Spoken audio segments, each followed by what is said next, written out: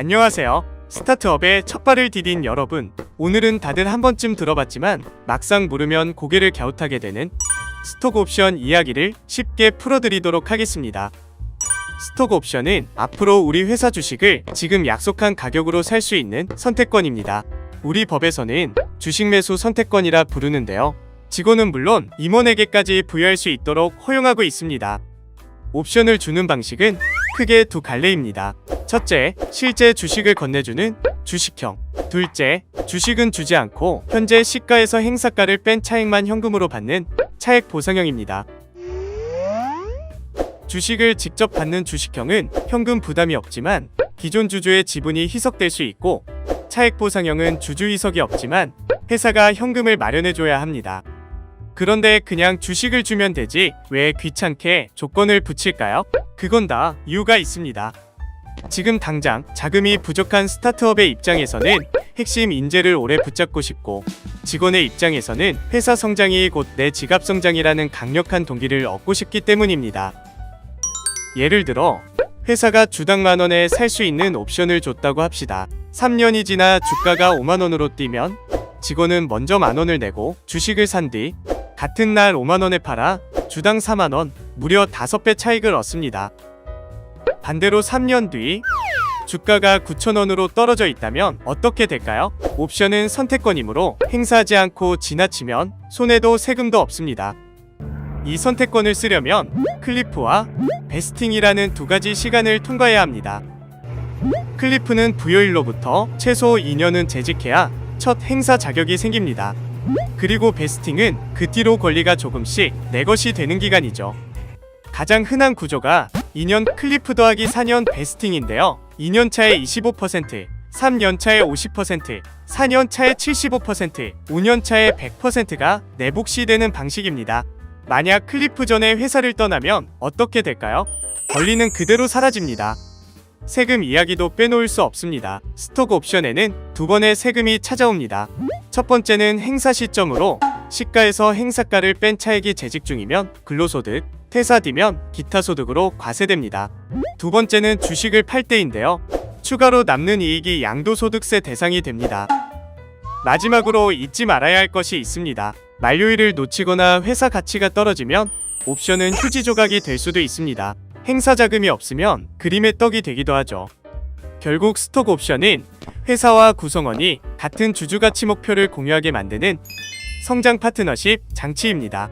행사가 규칙, 클리프와 베스팅 일정, 세금과 현금 흐름만 미리 계산해두면 회사 잘 되면 나도 웃는다는 최고의 보상을 경험할 수 있습니다. 스타트업이 생존을 위해서 무엇보다 절실한 것이 투자입니다. 초기 아이디어 단계에서는 주로 자기 자본으로 창업하거나 엔젤 투자자나 엑셀러레이터로부터 소규모 자금을 받아 사업을 시작합니다. 이 단계를 흔히 시드 투자라고 합니다. 시드 단계 이후 본격적으로 외부 투자를 받기 시작하는 단계가 바로 시리즈 투자입니다. 그렇다면 시리즈 투자는 무엇이며 ABC 단계는 어떻게 다를까요? 시리즈 A, B, C라는 말은 실리콘밸리 벤처캐피털에서 쓰이던 표현인데요. 국내에서는 주로 투자 규모나 단계를 가리키는 용어로 쓰이지만 명확한 기준이 있는 건 아닙니다. 먼저 시리즈 A 단계는 스타트업이 어느 정도 제품이나 서비스를 완성하고 시장에서 가능성을 입증했을 때 받는 투자입니다. 시드 단계에서 아이디어만으로 승부했다면 이제는 실제 데이터를 기반으로 우리는 이 정도 성장 가능성이 있다를 보여줘야 하죠. 주로 벤처캐피탈이 참여하며 투자 금액은 수십억 원대가 일반적입니다. 다음은 시리즈 B 단계입니다. 이때는 이미 어느 정도 시장에 안착했고 이제는 더 큰 성장을 위해 자금이 필요한 시기입니다. 즉, 제품이나 서비스를 더 많은 사람들에게 알리고 조직도 키우는 시점이죠. 투자자 입장에서는 이제 리스크가 좀 줄었기 때문에 더 큰 금액을 투자하지만 대신 더 높은 수익을 기대합니다. 그리고 시리즈 C 단계입니다. 이제 스타트업은 거의 중견기업 수준으로 성장해 있고 글로벌 시장 진출이나 인수합병을 위한 준비를 할 수도 있습니다. 이 단계에서는 벤처캐피탈 외에도 대형 투자펀드나 증권사, 심지어 다른 대기업도 투자에 참여할 수 있어요. 투자 금액도 수백억 원에서 조 단위로 커지기도 하죠. 정리하면 시리즈 A는 가능성을 보고, B는 확장을 위해, C는 큰 도약을 위한 투자라고 볼 수 있습니다. 각 단계에서 스타트업은 점점 더 많은 돈을 받고 그만큼 더 큰 목표를 향해 나아가게 됩니다. 스타트업을 운영하다 보면 항상 살펴봐야 할 것이 바로 회사의 재무 상태입니다. 고객은 늘어났는데 통장은 왜 그대로일까? 흑자로 전환되는 시점은 언제일까? 이런 고민을 하는 순간이 한두 번이 아니죠. 이럴 때 꼭 알아야 할 개념이 있습니다. 바로 공헌이익입니다. 공헌이익은 말 그대로 회사의 이익에 공헌하는 금액이라는 뜻인데요. 그게 어떤 의미인지 함께 알아보겠습니다. 우리가 흔히 말하는 매출은 기업이 판매를 통해 벌어들인 총수익입니다. 하지만 매출이 곧바로 회사의 이익은 아닙니다. 왜냐하면 매출에서 변동비와 고정비를 빼야 실제 이익이 계산되기 때문이죠. 고정비는 회사 운영과 무관하게 매달 고정적으로 나가는 비용입니다. 예를 들면 임차료, 인건비, 대출이자, 감가상각비 등이 있죠. 회사가 아무 활동을 하지 않아도 고정비는 계속 발생합니다. 반면에 변동비는 제품을 만들 때마다 추가로 들어가는 비용입니다. 재료비, 포장비, 배송비, 판매 수수료, 퍼포먼스 마케팅비 등이 이에 해당합니다. 제품을 더 많이 만들수록 변동비도 비례해서 늘어납니다. 다만 중요한 점은 변동비, 고정비 구분은 사업 모델에 따라 달라진다는 것입니다. 예를 들어 사업 확장과 함께 임시 인력이 늘었다가 줄어들면 그 추가 인건비나 좌석수에 연동된 사무공간 임차료는 변동비로 볼 수 있습니다. 반대로 포장비, 배송비, 마케팅비는 원래 주문이나 노출 건수만큼 늘어나는 변동비지만 택배사와 월 특정 물량 한도 건까지 얼마와 같은 정액 계약을 맺거나 브랜딩 캠페인을 연 1억 원 고정 예산으로 운영하면 매출이 늘어도 비용이 변하지 않아 고정비처럼 간주됩니다. 이렇게 우리 사업에서의 변동비와 고정비를 정확히 구분하는 것은 공헌이익을 올바르게 계산하기 위해 매우 중요합니다. 그럼 공헌이익이란 무엇일까요? 공헌이익은 매출에서 변동비를 뺀 금액입니다. 즉, 제품을 하나 팔아서 고정비를 메우고 이익을 만들기 위해 남는 돈이죠. 그래서 이 금액을 공헌이익이라 부릅니다. 스타트업에게 공헌이익을 파악하는 것이 중요한 이유는 무엇일까요? 초기 스타트업에겐 고정비가 큰 부담이기 때문입니다. 투자를 받더라도 매달 적자가 지속된다면 회사의 미래는 불투명할 수밖에 없습니다. 그래서 스타트업은 고정비를 극복할 수 있는 구조를 갖춘 제품에 집중해야 합니다. 예를 들어 한 달 고정비가 1,000만 원이고 제품 하나당 공헌이익이 5,000원이라면 2,000개를 팔아야 겨우 손익분기점에 도달하게 됩니다. 이 지점을 손익분기점이라고 부르며 손익분기점을 넘어서 얻는 이익은 영업이익이라고 합니다. 즉, 공헌이익이 충분히 확보되고 있다면 스타트업은 영업이익을 흑자로 전환할 가능성이 높아지고 성장 가능성이 있는 비즈니스 모델이라고 판단할 수 있습니다.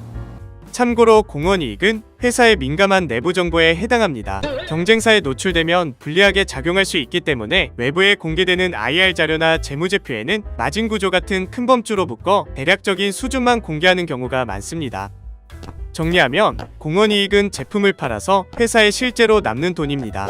이 돈으로 고정비를 메우고 이익을 만들어가기 때문에 공헌이익은 손익분기점을 계산하고 수익 구조를 파악하는 핵심 지표가 됩니다. 스타트업에게는 생존과 직결되는 아주 중요한 개념입니다.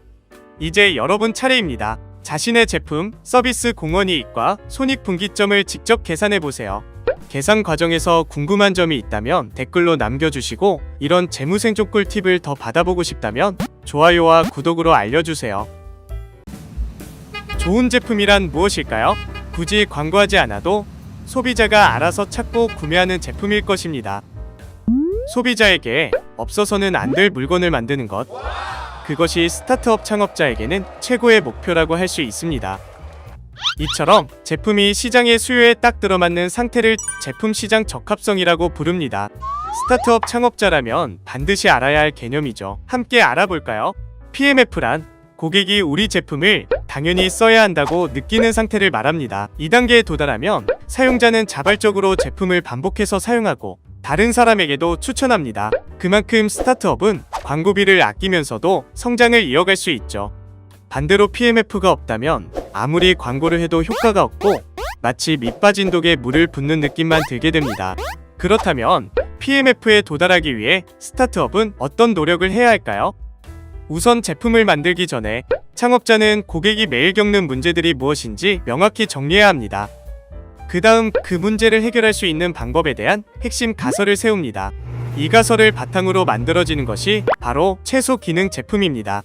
MVP는 고객의 피드백을 얻기 위해 핵심 기능만 담아 빠르게 출시하는 실험용 제품입니다. MVP 단계에서 스타트업은 소규모 초기 사용자에게 집중하며 피드백을 빠르게 수집하고 반복적으로 개선해 나갑니다. 이때 참고할 수 있는 주요 정량 지표로는 코호트 리텐션, MAU 전환율, 고객 추천 지수, 고객 획득 비용 등이 있습니다. 예를 들어 어떤 사용자 집단이 90일 후에도 꾸준히 제품을 사용하는 경우 문제 해결이 제대로 작동하고 있다는 긍정적인 신호로 볼 수 있습니다. 반대로 지표가 기대보다 낮다면 마케팅, 가격 등 판매 전략의 요소를 하나씩 점검하며 조정해 봐야 합니다. 그럼에도 개선이 없다면 더 이상 미세 조정이 아니라 전략적 피벗을 검토해야 합니다. 과감히 제품 기획 단계로 돌아가야 할 수도 있습니다. PMF를 달성한 후 스타트업은 본격적인 확장을 준비합니다. 유료 광고, SNS, 제휴 파트너십 등 다양한 유입 채널을 통해 들어온 고객 데이터를 분석하고 고객 한 명을 데려오는 데 드는 비용을 계산합니다. 이후에는 확장 가능한 성장 엔진을 설계합니다. 이 과정을 통해 기존 고객에서 새로운 고객 타겟군까지 확장하게 됩니다. 하지만 그 과정에서 일시적으로 지표가 나빠질 수도 있습니다. 시장이 넓어질수록 초기의 방향과 달라질 가능성도 있기 때문입니다. 그래서 PMF 이후에도 지속적인 점검 체계를 통해 제품과 시장 사이에 거리감이 생기지 않도록 조정해야 합니다. 결국 제품 시장 적합성은 스타트업이 생존하고 성장하며 몸집을 키워가는 핵심 관문입니다. 이 관문을 통과하기 위해서는 문제를 정의하고 가설을 세우고 실험하고 피드백을 반영하는 선순환 사이클을 멈추지 않아야 합니다. 스타트업이 시리즈 A, B, C 투자를 쭉 받아가다 보면 그 다음엔 뭐지? 라는 질문이 나옵니다. 그때 등장하는 단어가 바로 IPO, 기업 공개입니다. IPO는 회사가 처음으로 자기 회사 주식을 일반 사람들에게 공개하고 판매하는 것입니다. 지금까지 소수의 벤처 캐피탈이나 엔젤 투자자만 가지고 있던 주식이 주식시장으로 흘러들어가는 것이죠. 본 게임이 시작된 것입니다. 그런데 굳이 왜 IPO를 해야 하나요? 첫 번째 이유는 큰 돈을 한 번에 모을 수 있다는 점이에요. 지금까지의 투자 라운드보다 훨씬 큰 규모의 자금을 조달할 수 있죠. 체급을 올리는 겁니다. 두 번째는 초기 투자자와 임직원의 엑싯을 위해서입니다. 초기 투자자나 임직원 입장에서는 자신이 들고 있는 지분을 현금으로 바꿀 수 있는 기회가 생기는 것이죠. 세 번째는 브랜드의 신뢰도를 위해서입니다. 상장 심사를 통과했다는 것은 회계 투명성이나 지배 구조가 검증됐다는 뜻이거든요. 그럼 IPO는 어떤 방식으로 할 수 있을까요? 대표적으로 세 가지 루트가 있어요. 첫 번째는 일반 상장입니다. 일반 상장은 코스닥이나 코스피에서 요구하는 수익성, 자본, 지배구조 기준을 골고루 충족해야 하죠. IPO 중에서 가장 정석적인 방식이에요. 두 번째는 기술 특례 상장입니다. 아직 적자인 상태라도 기술력이나 R&D 역량이 뛰어나면 도전해볼 수 있는 방법입니다. 이 과정에서는 전문기관의 평가를 통과하면 되죠. 바이오나 딥테크 스타트업이 자주 이용합니다. 세 번째는 스펙 합병인데요. 상장을 위해 미리 만들어둔 투자용 회사와 합병해 우회적으로 상장하는 방식이죠. 절차가 빠르고 비용도 적게 들지만 투자자 신뢰를 얻으려면 IR을 더 열심히 해야 합니다. 그럼 준비는 어떻게 하나요? 준비 과정은 생각보다 길어요. 주관사를 선정하고 회계, 법무 실사를 한 뒤 증권 신고서를 제출하고 수요를 예측하려면 보통 1년 내외가 소요됩니다. 심사 과정에서 가장 많이 지적되는 건 감사 의견, 내부 회계 관리, 지배 구조입니다. 우린 성장 중이에요. 만으로는 부족하죠. 그럼 IPO에 성공하면 어떤 변화가 생길까요? 먼저 자금 유입이 넓어져요. R&D 확대, 글로벌 진출, M&A 등 쓸 수 있는 선택지가 확 늘어납니다. 그리고 인재 유치도 쉬워집니다. 스톡 옵션이 실제 현금 가치를 갖기 때문에 좋은 인력을 끌어오기 쉬워집니다. 하지만 이에 따른 대가도 지불해야 합니다. 분기마다 실적을 공개해야 하고 예상보다 실적이 안 좋으면 곧바로 주가 하락으로 이어질 수 있습니다. 락업 제약도 있습니다. 보통 창업자나 초기 투자자는 6개월간 주식을 팔 수 없습니다. 현금화는 좀 기다려야 하죠. 그래서 IPO 이후엔 IR 조직이 꼭 필요합니다. 회사의 성과와 미래 계획을 꾸준히 시장에 설명해야 주가 변동성을 완화할 수 있습니다. 지배구조 관리도 중요합니다. 사회이사, 감사위원회를 잘 운영하지 않으면 공시 위반, 상장 유지 심사 같은 경고가 들어올 수 있어요. 따라서 IPO의 목적은 주가 상승이 아니라 지속 가능한 성장이어야 합니다. 투명한 의사결정과 ESG 전략을 잘 공개하면 장기 투자자들을 끌어들이는 데도 도움이 될 것입니다. 정리하면 IPO는 현금, 신뢰, 유동성이라는 세 마리 토끼를 잡을 수 있는 동시에 규제, 공시, 시장 평가라는 새로운 게임에 진입하는 과정입니다. 준비 없는 도전은 위험하지만 제대로 설계하면 거대한 성장 사다리가 될 수 있습니다. 혹시 여러분의 스타트업도 IPO를 꿈꾸고 계신가요? 그렇다면 지금부터 감사 체계, 지배구조를 점검해 보세요.